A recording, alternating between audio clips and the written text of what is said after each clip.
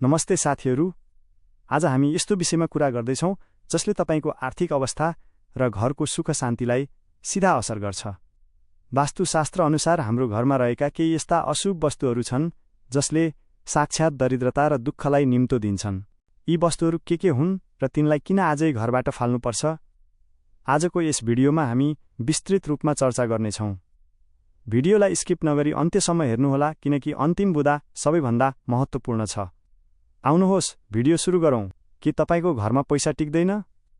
सधैँ अशान्ति भइरहन्छ? मेहनत गर्दा पनि सफलता मिलेको छैन भने यसको कारण तपाईको घरभित्र रहेका केही अशुभ वस्तुहरू हुन सक्छन्। वास्तुशास्त्र अनुसार यी चीजहरूले साक्षात दरिद्रतालाई निम्तो दिन्छन्। आज हामी ती 7 वस्तुहरूको बारेमा कुरा गर्नेछौँ जसलाई तपाईले आजै घरबाट हटाउनुपर्छ। फुटेका ऐना र सिसा। फुटेको ऐना घरमा राख्नु सबैभन्दा ठूलो वास्तुदोष हो। यसले नकारात्मक ऊर्जा फैलाउँछ जसले परिवारको सुख शान्ति भङ्ग गर्छ र व्यापारमा घाटा गराउँछ। अलिकति मात्र चर्किएको ऐना छ भने पनि त्यसलाई तुरुन्तै बदल्नुहोस्। बन्द भएका घडी। रोकिएको घडीले तपाईको प्रगतिको समयलाई पनि रोकिदिन्छ। यसले घरमा आलस्य र दुर्भाग्य निम्त्याउँछ।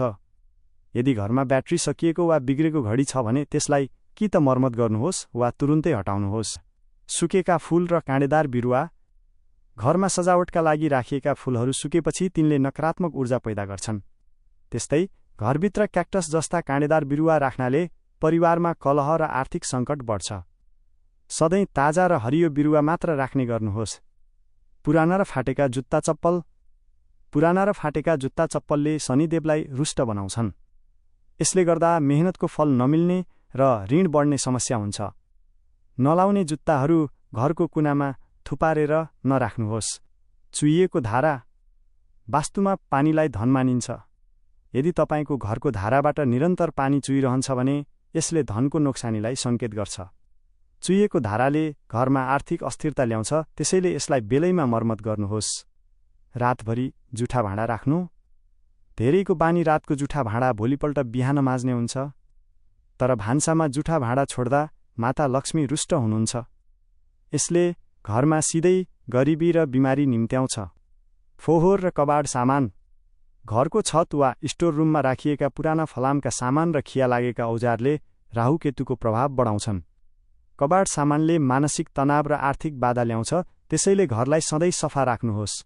साथीहरू, जहाँ सफा र सकारात्मक वातावरण हुन्छ त्यहाँ लक्ष्मीको वास हुन्छ। यी वस्तुहरूलाई आजै हटाएर आफ्नो जीवनमा सकारात्मक परिवर्तन ल्याउनुहोस्। भिडियो मन परेमा लाइक र सब्स्क्राइब गर्न नभुल्नुहोला। धन्यवाद।